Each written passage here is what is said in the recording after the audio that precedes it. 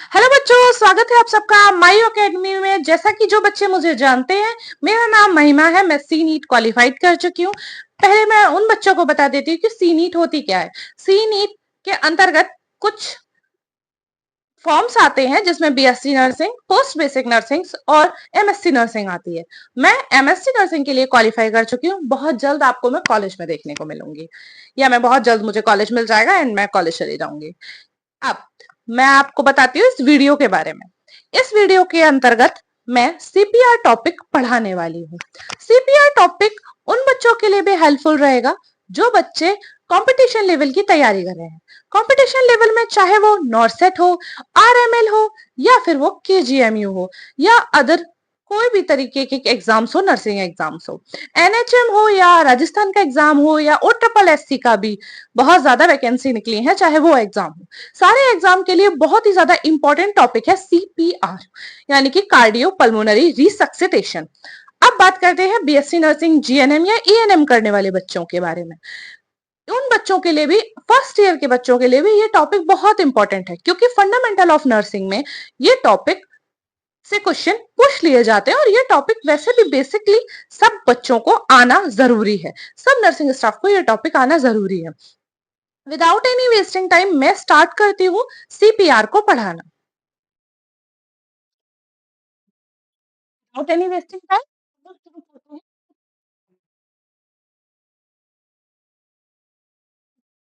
क्या होती है पल्मोनरी रिसक्सिटेशन? ये होती है सीपीआर की फुल फॉर्म। कभी कभी कुछ कुछ मेन एग्जाम्स में पूछ भी ली जाती है। ये जानना बहुत ज्यादा जरूरी है कि सीपीआर की फुल फॉर्म होती क्या है। अब हम बात करते हैं इंट्रोडक्शन की। ठीक है, तो सीपीआर एक लाइफ सेविंग और सॉल्विंग प्रोसेस है in which heart is pumped by the compression so that blood on reach on the brain। अच्छा, इसका मतलब क्या हुआ? इसका मतलब मैं आपको समझाती हूँ कि सीपीआर एक लिविंग और सॉल्विंग प्रोसेस होती है जो हमारे हार्ट की कंप्रेशन को पंप करने के लिए काम में आती है। अब मैं आपको एक सिंपल और हिंदी, बहुत सिंपल शब्दों में अगर मैं कहूँ, जो हमारा ब्लड है वो हार्ट तक जब नहीं पहुंच पाता है तो हमें मतलब दिखाई देना बंद हो जाता है, सांसें नहीं चलती हैं, तो इसके लिए ये प्रोसेस हम लोग करते हैं। उसको हम सीपीआर कहते हैं, कार्डियो पल्मोनरी रिसक्सिटेशन, मतलब back to pump to the heart. ठीक है, उसके बाद अच्छा ये सारी प्रोसेस हो रही है तो इसके साथ साथ और भी कुछ होगा, जैसे O2 नहीं पहुंचेगी ब्रेन में।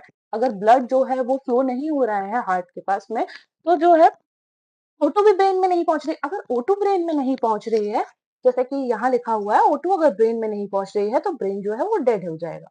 ठीक है, अब आगे बढ़ते हैं।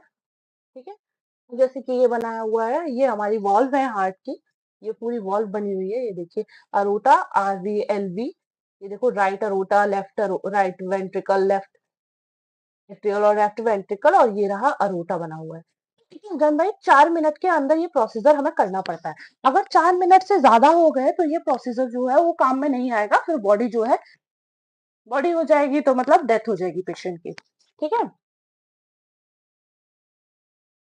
अब सीपीआर को हम लोग बीएलएस भी कहते हैं। बीएलएस का मतलब होता है बेसिक लाइफ सपोर्ट। ये एक स्किल बेस्ड प्रोसेस होता है, लेकिन इसके अंदर किसी भी मेडिकल इंस्ट्रूमेंट की जरूरत नहीं पड़ती है।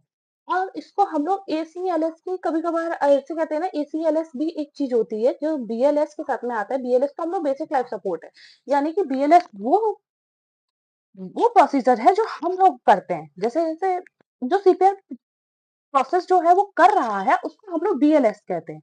और जो मशीन की तरफ से होता है उसे एसीएलएस कहते हैं। एसीएलएस का मतलब होता है एडवांस कार्डिक लाइफ सपोर्ट। मतलब जो मशीन के द्वारा पंप किया जा रहा है, हार्ट को कंप्रेशन दिया जा रहा है, उसको एसीएलएस कहते हैं। बीएलएस उसको कहते हैं जो हम लोग पंप कर रहे हैं हार्ट को by the help of our hands. वो आगे मैं आपको बताऊंगी कि ऐसे कैसे कंप्रेस करते हैं, क्या होता है, करते कैसे हैं सीपीआर को। तो अब इंडिकेशन पढ़ लेते हैं। इंडिकेशन क्या है? इंडिकेशन है cardiac arrest, heart stop, respiratory arrest, respiration stop.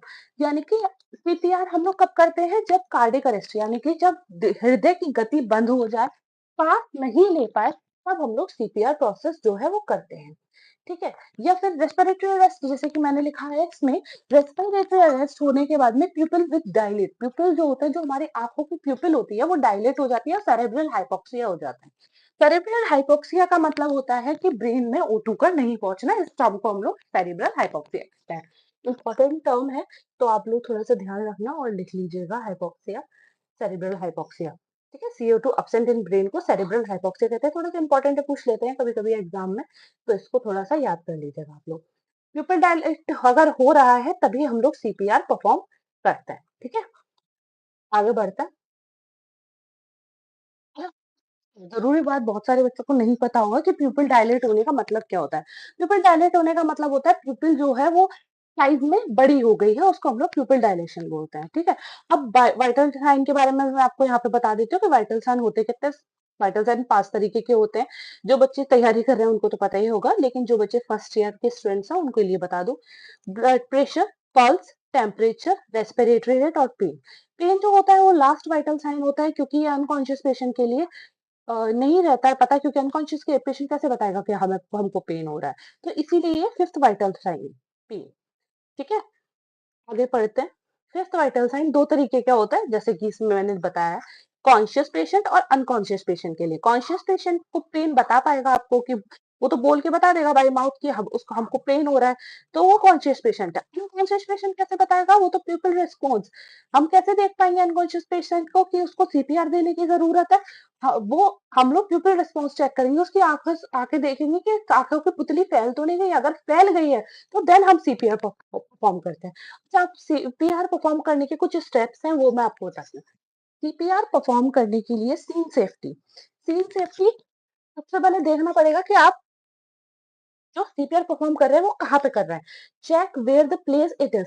सबसे पहले देखना है कि प्लेस क्या है उसकी, क्या किस जगह परफॉर्म कर रहे हैं। नहीं कि आग लगी है, पेशेंट बेहोश पड़ा है, आपने चेक देखा उसको और आप CPR परफॉर्म करने लगे, ऐसा नहीं करते, क्योंकि आग में आप भी जल सकते हैं। तो पहले खुद की सुरक्षा करें, फिर पेशेंट की भी सुरक्षा करें। ठीक है? दूसरा है very necessary to check the place if the place, and जैसा मैंने अभी अभी बताया आपको कि बहुत ज्यादा जरूरी है जगह को देखना कि कहाँ पे। ये नहीं अगर बीच रोड में अगर पेशेंट जो है वो गिर गया है तो आप वहां पे नहीं दे सकते CPR, आपको ले जाना पड़ेगा उसको साइड से, एंड देन आपको CPR का प्रोसीजर करना पड़ेगा। आगे बढ़ते हैं तो देखिए, चेक रेस्पॉन्स। सबसे और मेनली सबसे बड़ी चीज ये है कि आपको रेस्पॉन्स चेक करना पड़ेगा। एक सेकेंड। सबसे जरूरी है चेक रेस्पॉन्स। रेस्पॉन्स को चेक करना बहुत ज्यादा जरूरी है कि कैसे क्या कर सकते हैं आप। देखना पड़ेगा आपको व्यक्ति को कि व्यक्ति बोल रहा है तो हम CPR परफॉर्म नहीं करते। अगर व्यक्ति बात कर रहा है, वो कह रहा है मेरे पेन हो रहा है, तो हमें CPR परफॉर्म नहीं करना है। किसी व्यक्ति को पेन हो रहा है इसका मतलब ये नहीं है कि उसके हार्ट जो है उसकी हार्ट की गति बंद हो गई। ऐसा नहीं हो सकता, उसको कोई और भी दिक्कत हो सकती है, उसे MI हो सकता है या एंजाइना हो सकता है, उसको अदर अदर टाइप के हार्ट डिसीज हो सकते हैं। जरूरी नहीं है उसको CPR की जरूरत है। ठीक है? अब दूसरा है टैपिंग द शोल्डर। इसमें चेक रिस्पॉन्स जो है वो करते कैसे हैं वो देखिए। पहले आप पेशेंट के पास जाएंगे, उसके शोल्डर को टैप करेंगे।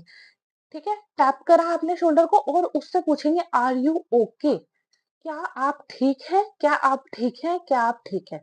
सबसे पहले ये वाली बात है आपको पूछनी है, क्योंकि तभी आप पता पड़ के, क्या पता पेशेंट सो रहा हो और आपको लगे कि नहीं पेशेंट तो बेहोश पड़ा है। ऐसा नहीं है कि आपको लगे शायद पेशेंट को जरूरत है CPR की, लेकिन ऐसा नहीं है। पहले आपको पूछना पड़ेगा क्या तुम ठीक हो? अगर वो बोलता है इफ ओके, तो फिर अगर वो ठीक है और उसको कोई दिक्कत नहीं है तो उसको फर्स्ट एड दे दो। और अगर नहीं वो रेस्पॉन्स कर रहा है तो हम CPR परफॉर्म करते हैं। समझ में आ गई इतनी बात? ठीक है, देख फिर बताती हूँ। चेकिंग रेस्पिरेशन, दूसरा जो प्रोसेस है वो है रेस्पिरेशन को चेक करना। अब रेस्पिरेशन को आप चेक कैसे करोगे? तो उसके लिए 3 मेथड है सबसे ज्यादा, लुक, लिसन और फील। देखो, लुक, लिसन एंड फील, यानी कि LLF, ये मेथड है इसका चेक रेस्पिरेशन चेक करने का। कैसे चेक करते हैं? लुक, देख के आप सामने वाले को देखेंगे, पेशेंट को आपने देखा, पेशेंट के चेस्ट को कंप्रेशन पे देखोगे। अगर कोई पेशेंट है, ठीक है, अगर उसका चेस्ट जो है मूव कर रहा है अपवर्ड एंड डाउनवर्ड, अब कोई भी व्यक्ति हो उसका अगर वो सांस लेगा तो थोड़ा सा मूव करता है, ऐसे ऐसे ऐसे करके मूव करता है उसका चेस्ट अपवर्ड एंड डाउनवर्ड तरीके से। तो सबसे पहले आपने पेशेंट को देखा, उसका लुक, देखना है, उसके चेस्ट को देखना है। उसके बाद लिसन, आपने देखा, आपको नहीं लग रहा है कि वो अपवर्ड और डाउनवर्ड नहीं हो रहा है उसका चेस्ट का कंप्रेशन, तो आपको सीधे-सीधे सुनना है उसकी चेस्ट पे जाके।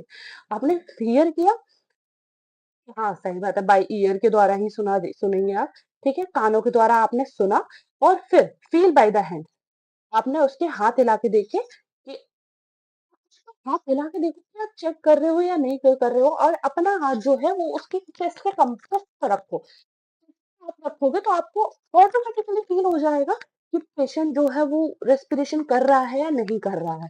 तो ये तो बात है बेस्ट मेथड की, ये बहुत इंपॉर्टेंट बात है, लुक लिसन एंड फील, क्योंकि बहुत बार कॉम्पिटिटिव एग्जामिनेशन में पूछी गई है। ठीक है, तो ये याद रखना, लुक लिसन एंड फील, ये 3 तरीके के मेथड होते हैं रेस्पिरेशन को चेक करने के लिए, जो सीपीआर के लिए जरूरी होते हैं। देन होता है चेक पल्स। पल्स कैसे चेक करते हैं पेशेंट की? अगर एडल्ट पेशेंट है तो कार्डियक पल्स चेक करेंगे। अच्छा, चेक पल्स कैसे करते हैं? 5 से 10 सेकंड और 6 से 8 पल्स। 5 से 10 सेकंड के अंदर 6 से 8 पल्स होनी चाहिए, और do not press both cardiac pulse. दोनों कार्डियक पल्स को तेजी से आपको नहीं दबाना है। अच्छा, काउंट कैसे करना है मैं वो बता देती हूँ। काउंट आपको करना है, जब आप पल्स काउंट करते हैं तो पल्स को जैसे हम लोग कार्डियक पल्स पे हमने यहाँ प्रेस किया अपना हाथ, उसके बाद काउंट करेंगे 1001, 1002, 1003। ऐसा क्यों कर रहे हैं? क्योंकि जब हम लोग 1001 बोलते हैं, इसका मतलब होता है 1 सेकंड हो गया।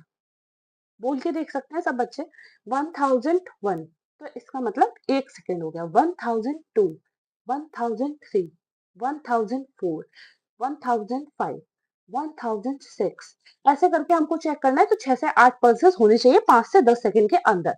6 से 8 बार पल्स चलनी चाहिए। और कौन सी पल्स चेक करते हैं हम एडल्ट के अंदर? Cardioid pulse. ठीक है?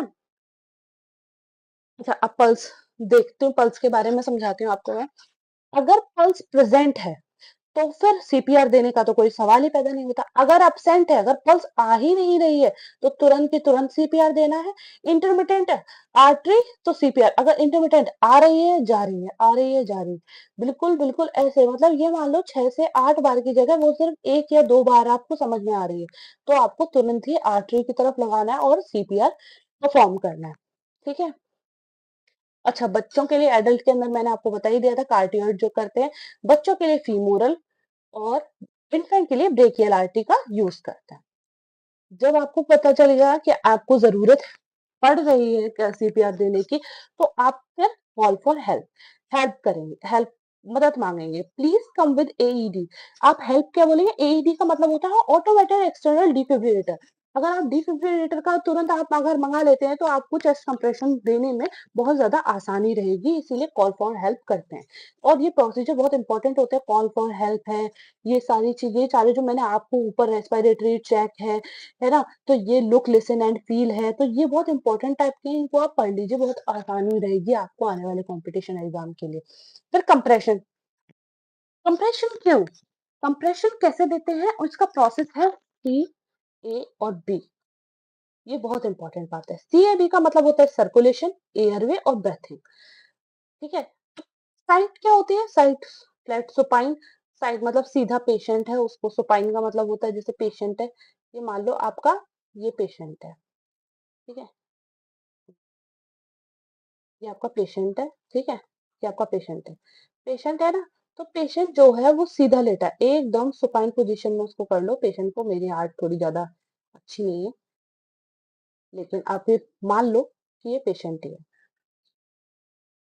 ठीक है, ये पेशेंट है हमारा, ठीक है, ये हमारा पेशेंट है, ठीक है, तो ये हमारा पेशेंट है, इसको क्या हो गया, ये रिमूव हो गया, कोई बात नहीं। ये हमारा पेशेंट है, पेशेंट था, गलती से मैंने रिमूव कर दिया, सॉरी बच्चों। पेशेंट की आंख बनाने नहीं दे रहा हमारा ड्राइंग, कोई बात नहीं, नहीं दे रहा हम, कोई बात नहीं, हमें आंखों की जरूरत भी नहीं है पेशेंट की, हमें सिर्फ पेशेंट को सुपाइन पोजीशन में लेटालना है। ये हमारा पेशेंट है, सुपाइन पोजीशन में लेटा है, देखो मैं उसके कान भी बना देती हूँ। ये रहा मेरा पेशेंट, और ये सुपाइन पोजीशन में लेटा हुआ है, मतलब सीधा, एकदम एकदम स्ट्रेट होता है सुपाइन पोजीशन में। ठीक है, उसके बाद child and in adult. Adult और चाइल्ड की साइड क्या होती है? जीफॉइड स्टर्नम और लोअर स्टर्नम। जीफॉइड स्टर्नम जानते हो ना, नीचे की साइड, और लोअर स्टर्नम, जीफॉइड स्टर्नम होता है मिडिल की साइड। और लोअर स्टर्नम होता है बिल्कुल ठीक उसके नीचे। ज़िफर्ड स्टर्नम होता है, ये होते हैं पेल्विक रीजन, उसके जस्ट नीचे की जो साइड होती है उसको हम ज़िफर्ड स्टर्नम बोलते हैं और लोअर स्टर्नम बोलते हैं। इन्फेंट के अंदर मतलब ये मैं आपको साइट बता रही हूँ, समझ में आ रही है ना बात? साइट बता रही हूँ मैं ये, कि किस-किस साइट पर हम सीपीआर परफॉर्म करते हैं। समझ रहे हो ना? दोबारा दिखाती हूँ, रुको। साइट जब एडल्ट होता है तो उसको फ्लैट सुपाइन, ठीक है? चाइल्ड और इन्फेंट के अंदर ज़िफर्ड स्टर्नम और लोअर स्टर्नम। इन्फेंट के अंदर ब्लो निप्परनाइन और slight left from sternum. Both hand का, दोनों हाथों का इस्तेमाल करते हैं। अपने पाम का, पाम मतलब दोनों अपने हाथ, हाथ जो होते हैं ना पूरे अपने हथेली होती है उनका यूज किया जाता है। पूरे हाथों का यूज करो, ये वाला भी और ये वाला भी। एक दो तीन चार, चार ही बनी मेरी उंगलियां, लो एक और बना देती हूँ, बन गई पांच। करके नहीं तो कोई कहने लगेगा मैडम आपकी उंगलियां क्या चार ही है जो आपने चार बना दी? मैडम के पास तो पांच उंगलियां हैं। देखो, ये रहे मेरे दोनों हाथ। इससे आपको कंप्रेस करना है एडल्ट के अंदर। एक हाथ से करते हैं चाइल्ड के अंदर, और फिंगर्स ओनली दो फिंगर से, ओनली टू फिंगर्स का यूज करते हैं किसके अंदर, वो करते हैं इन्फेंट, ठीक है? इन्फेंट में करते हैं दो फिंगर्स का, समझे बात? दो फिंगर का यूज करते हैं न्यूबॉर्न में, न्यूबॉर्न और इन्फेंट में भी दो ही फिंगर का यूज करते हैं, ठीक है? और चिल्ड्रन में करते हैं एक हैंड का, और दोनों हाथ का यूज करते हैं एडल्ट में, ठीक है? अच्छा, अब कंप्रेशन रेशियो याद कर लो। जो बहुत इंपॉर्टेंट बात है वो ध्यान से बिल्कुल देखना, बहुत ज्यादा इंपॉर्टेंट है ये। कंप्रेशन रेशियो एडल्ट के अंदर 30 कंप्रेशन और 2 बार ब्रेथ। 30:2 का मतलब क्या है? बहुत सारे बच्चे यही कंफ्यूज रहते हैं, 30:2, 30:2 बोलते रहते हैं, पर इन्हें ये नहीं पता 30:2 का मतलब क्या होता है। 30:2 का मतलब होता है 30 बार कंप्रेस करना और 2 बार माउथ से सांस देना, यानी कि ब्रीथ करना। समझ गए ना? 30 बार प्रेस होगा और दो बार ब्रीथिंग होगा। समझ गए? एक सेकंड बताती हूँ, एक सेकंड। Whenever रेस्क्यू, अच्छा इसमें इन्फेंट में, एडल्ट में अगर रेस्क्यूअर एक हो या दो हो, कंप्रेशन हमेशा 30:2 ही होगा। समझे बात? चाहे एडल्ट के अंदर कितने भी रेस्क्यूअर आ जाएं, लेकिन कंप्रेशन 30:2 ही रहता है। लेकिन इन्फेंट में बदल जाता है और बच्चों में भी बदल जाता है। क्यों भैया, क्यों बदल जाता है इन्फेंट और चाइल्ड में? क्योंकि वन रेस्क्यूअर, अगर एक रेस्क्यूअर हुआ तो 30:2, और अगर दो रेस्क्यूअर हुए तो 15:2 ही जाता है। इतनी बात समझ लेना। ये इन्फेंट और चाइल्ड का बहुत गंदा लफड़ा रहता है। इन्फेंट हो या चाइल्ड हो, दोनों में क्या रेस्क्यूअर रहेगा?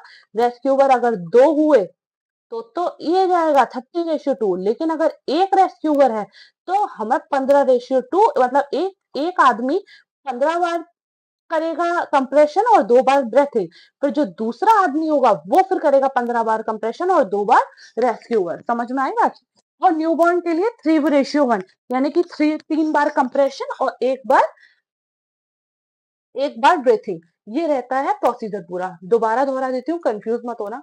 एडल्ट के लिए कोई भी रेस्क्यूबर हो, एक हो या दो हो, दोनों में कंप्रेशन 30:2 ही जाएगा। अब बात करते हैं इन्फेंट में या चिल्ड्रन में। अगर रेशियो एक है तो 30:2 जाएगा, और दो रेस्क्यूबर हैं तो 15:2 जाएगा। इन और बात करो न्यू बॉर्न की, तो न्यू बॉर्न में 3:1 का ही मान होता है। 3 मतलब 3 कंप्रेशन, एक का मतलब एक ब्रेथिंग। ठीक है, समझा दिया मैंने अच्छे से। अब मैं आगे बढ़ती हूँ। रेट ऑफ कंप्रेशन क्या रहती है? रेट ऑफ कंप्रेशन 100 से लेकर 120 कंप्रेशन पर मिनट जाती है, यानी कि 100 मतलब पर मिनट हमें 100 बार 100 से 120 कंप्रेशन करने पड़ते हैं। वो तो एडल्ट के हिसाब से ये बताया गया। डेप्थ कितनी रहती है? ये डेप्थ बहुत इंपॉर्टेंट है, क्वेश्चन आया था, लास्ट में क्वेश्चन पूछ लिया गया था। ये एक बार तो उसमें भी आया था, नॉर्सेट में भी पूछा गया था, तो बहुत इंपॉर्टेंट है। ये एडल्ट का पूछ लिया था, एक बार चाइल्ड का पूछ लिया था, तो ये इंपॉर्टेंट है, इसलिए आप ध्यान में रखो। तो डेप्थ कितनी होगी? डेप्थ नहीं, depth, I am sorry, depth होगी एडल्ट के अंदर 2 से 2.5 इंच। अच्छा, इंच और सेंटीमीटर का बहुत बड़ा झोल-झाल रहता है। सेंटीमीटर का कभी भी आप ध्यान में मत रखना, क्योंकि सेंटीमीटर का 25 सेंटीमीटर लिख देते हैं, वो रॉन्ग है। ठीक है? या 2 सेंटीमीटर आ जाता है और लिख देते हैं नीचे 2 इंचेस, तो आप जो है वो ध्यान ही नहीं देते, 2 सेंटीमीटर पे क्लिक कर जाते हैं, ऐसा नहीं है। आपको 2 इंचेस से लेकर के 2.5 इंच तक ये रहता है आपका एडल्ट में, ठीक है? अब चाइल्ड के अंदर 1 से 2 डेढ़ से 2 इंच, इन्फेंट में 1 से डेढ़ इंच और न्यू बॉर्न में 0.5 से 0.7 इंचेस तक रहता है। ये तो देखो लर्न करना ही पड़ेगा, इसमें तो कोई दो राय नहीं। अब एयरवे कैसे चेक करते हैं? Check airway, opening of mouth, मुंह खोल के रिमूवल ऑफ एनी पार्टिकल, या आप कोई भी तरीके का पार्टिकल निकाल के।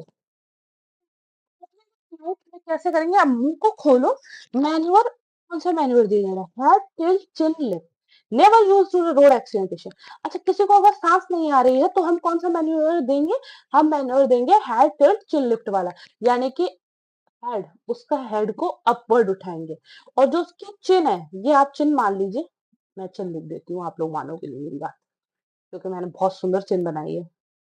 देखो ये चिन मान लो, इसको हम थोड़ी को अपवर्ड उठाएंगे, ठीक है, ऐसे करके हेड को भी उठाएंगे और इसको भी उठाएंगे, ठीक है, तब ये वाला हम मैनुअल अपनाएंगे, हेड टिल्ट चिन लिफ्ट, ये वाला। और हाँ, ये वाला मैन्युअल जो होता है हेड टिल्ट चिन लिफ्ट का, ये कभी भी रोड एक्सीडेंट पेशेंट के अंदर ये वाला प्रोसीजर नहीं करते। अगर बाई चांस किसी का जबड़ा टूटा हुआ हो तो, और आपने तो उठा दी चिन, तो क्या होगा बेचारे का? उसकी तो ऐसी तैसी मर जाएगी। ऐसे नहीं करना है कभी भी, ठीक है। अब दूसरा मैनुअल है jaw thrust manual. Jaw thrust manual क्या होता है? ये सेफेस्ट मेथड है, अक्सर यही होता है। Jaw thrust manual, safest method to open, jaw को उठाओ, ओपन कर दो, कोई प्रॉब्लम नहीं है ना। अब बात करते हैं रिमूवल ऑफ एनी पार्टिकल। जब कोई पार्टिकल फंस गया है तो आप क्या करते हैं? तो उसमें उसके लिए आता है हेलमिंच मैनुअल। हेलमिंच मैनुअल में क्या होता है? Remove particle in adult, adult में भी, एडल्ट में अगर कोई चीज फंस गई, जैसे गले में, उसकी गर्दन में, या कुछ उसने पार्टिकल, कुछ खाने का पार्टिकल खा रहा था, या कोई और चीज खा रही थी, फंस गया बाई चांस, तो उसको उसमें क्या होगा? अगर कोई चीज उसकी फंस गई तो वो क्या करेगा? तो वो 5 given 5 slap on his back, 5 slap उसके पीठ पर मारने हैं, और एब्डोमेन को प्रेस करना है। पहले 5 बार उसकी बैक पर मारो, और उसके बाद में एब्डोमेन जो है, यानी कि उस एब्डोमेन का मतलब होता है पेट, यानी कि स्टमक पे दबाव डालो। अगर आप 5 बार पीठ पर थप्पड़ मार के स्टमक पर दबाव डालेंगे तो जो उसकी गर्दन में पार्टिकल फंसा हुआ है वो बाहर निकल जाएगा। चिल्ड्रन या इन्फेंट, चिल्ड्रन और इन्फेंट के अंदर क्या होता है? चिल्ड्रन और इन्फेंट में आपको करना क्या है?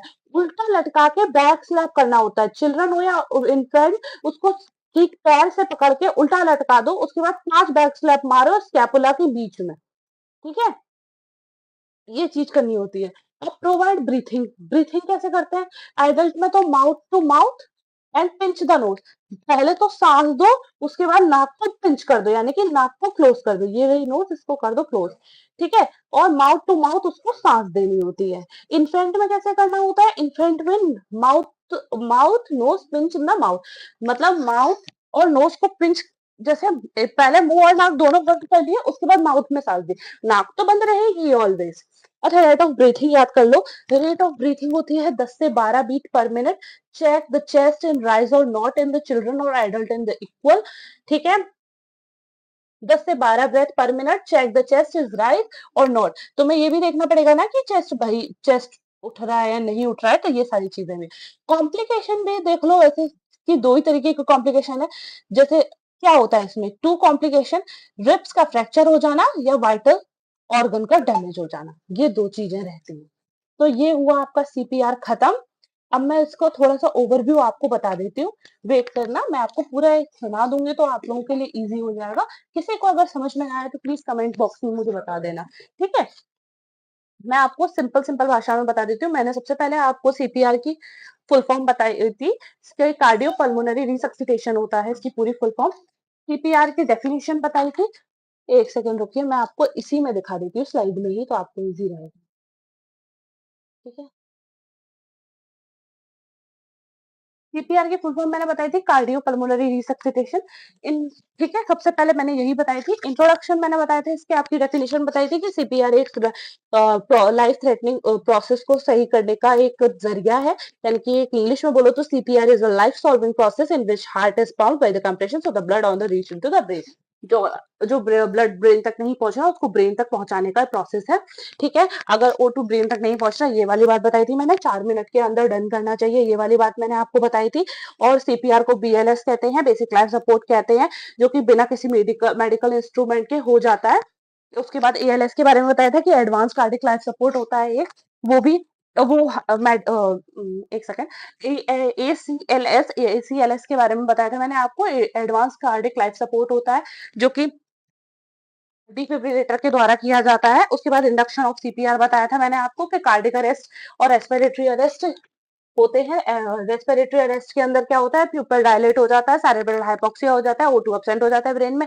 प्यूपल डायलेट का मतलब बताया था मैंने आपको कि लार्ज साइज का प्यूपिल हो जाता है। कोई वाइटल साइंस के बारे में बताए थे मैंने आपको, vital sign blood pressure, temperature, respiration rate के बारे में बताया था। 5वां वाइटल साइन के बारे में बताया था मैंने आपको कि कॉन्शियस पेशेंट को पेन बताएगा, अनकॉन्शियस पेशेंट प्यूपिल का रिस्पॉन्स देख के आपको चेक करना है। सीपीआर के बाद बताई थी कि सीन सेफ्टी होती है, सीन सेफ्टी 3 तरीके की होती है। चेक वेयर द प्लेस, सबसे पहले प्लेस देखो, ये देखो कि कहाँ पे आप सीपीआर परफॉर्म कर रहे हैं। उसके बाद चेक रेस्पॉन्स बताया था, रेस्पॉन्स कैसे चेक करते हैं कि टैपिंग द शोल्डर और उसके आस्क करना है आर यू ओके ओके, अगर वो ठीक है तो उसको फास्ट एड दे रहे हैं, अगर नहीं ठीक है तो सीपीआर परफॉर्म करना है। रेस्पिरेशन कैसे चेक करते हैं, रेस्पिरेशन चेक करने के 3 मेथड बताए थे, look, listen and feel.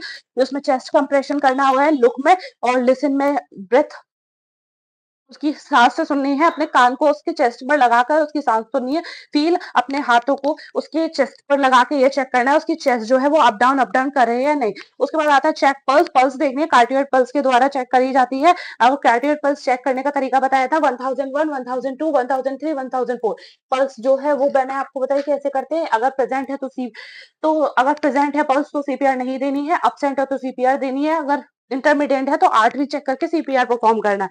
Children के अंदर बताया मैंने आपको, चिल्ड्रन में कौन सी आर्टरी चेक करते हैं, फीमोरल करते हैं, इन्फेंट के अंदर ब्रेकियल करते हैं।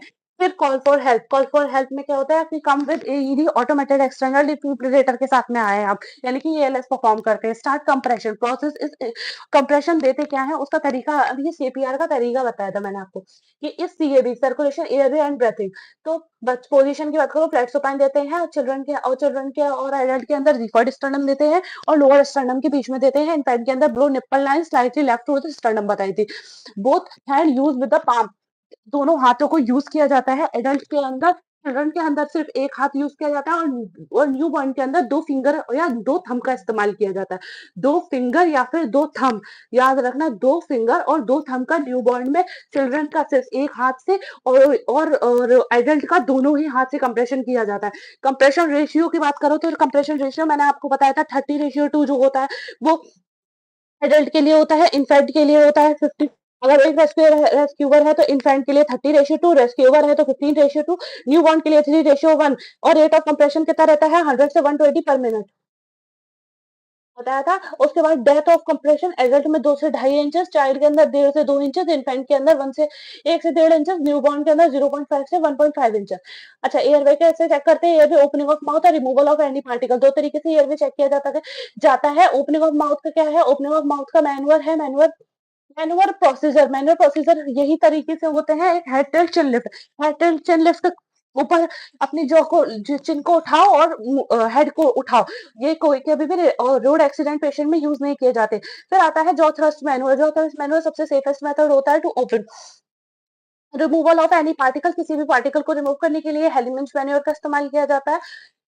ठीक है, और हेलमेट मैनुअल में क्या होता है, 5 स्लैप देते हैं पीछे की तरफ, फिर एब्डोमिनल को प्रेस करते हैं एंड देन उसको सीजर को अटेम्प्ट करते हैं। चिल्ड्रन और इन्फेंट के अंदर बैक स्लैप दिया जाता है उल्टा, बच्चे या इन्फेंट को हम लोग उल्टा लटका देते हैं और स्कापुला पे बैक स्लैप करते हैं। ब्रेथिंग करते हैं, प्रोवाइड ब्रेथिंग कैसे देते हैं, एडल्ट को mouth to mouth and pinch the nose, adult में मुंह से माउथ टू माउथ देते हैं और नोज को पिंच करते हैं। न्यूबॉर्न के अंदर क्या करते हैं, mouth to knows.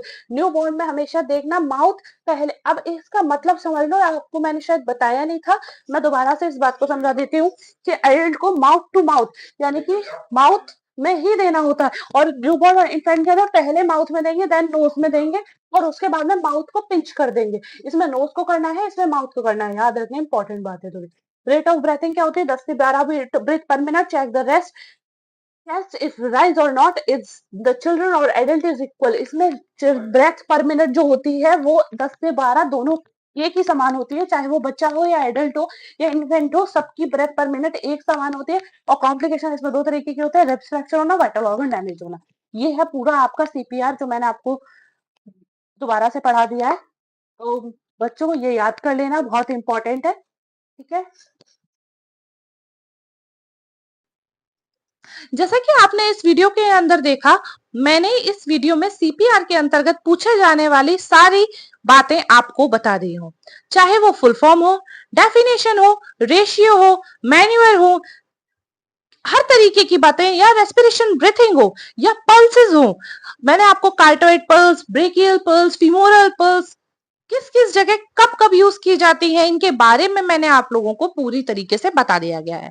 Helmet manual के बारे में भी मैंने इसमें बता दिया गया है। हेड टिल्ट लिफ्ट के बारे में भी मैंने इसके अंतर्गत आपको बताया है। बच्चों के लिए क्या यूज किया जाता है वो भी मैंने बताया है। एएलसीएस के बारे में मैंने बताया है कि कब यूज किया जाता है। मैंने इस वीडियो में पूरी सीपीआर, कंप्लीट सीपीआर का रिवीजन करा दिया गया है। इससे बाहर टॉपिक से कोई क्वेश्चन नहीं पूछा जाएगा अकॉर्डिंग टू मी। जो बच्चे मेरे साथ जुड़ना चाहते हैं, प्लीज मेरे चैनल को सब्सक्राइब कर दीजिए, लाइक कर दीजिए, शेयर कर दीजिए। और हाँ, जो भी बच्चे को पीडीएफ चाहिए, वो बच्चे टेलीग्राम चैनल पर जुड़ना ना भूलें। टेलीग्राम चैनल का लिंक कमेंट बॉक्स में दिया गया है। और जो बच्चे व्हाट्सएप पर जुड़ना चाहते हैं, उनका भी लिंक डिस्क्रिप्शन बॉक्स में दिया हुआ है। टेलीग्राम चैनल और व्हाट्सएप सब बच्चों के लिए ओपन है। क्यों हमने ऐसा क्यों किया, बाकी लोग क्यों नहीं करते? हमने इसलिए ऐसा किया है क्योंकि बच्चे जो है हमसे 1 to 1 कॉन्वर्सेशन कर सके। हम स्टडी रिलेटेड आप लोगों को पूरी तरीके से हेल्प करना चाहते हैं। जितना हो सके हम उतना आपके लिए खड़े रहना चाहते हैं। हम चाहते हैं सब कुछ शिक्षित हो, सबको नौकरी मिले, सब कोई अच्छे से पढ़े लिखे। जो पढ़ना चाहता है वो बच्चा, वो बिल्कुल पीछे ना रहे। हम बिल्कुल भी भेदभाव, पक्षपात बिल्कुल नहीं करना चाहते। अब आपको जो टॉपिक नहीं समझ में आ रहा है, या जो टॉपिक आप मुझसे पढ़ना चाहते हैं, कमेंट बॉक्स में जरूर जरूर से बताएं। धन्यवाद बच्चों, थैंक यू। अब मिलते हैं नेक्स्ट क्लास में। Bye bye.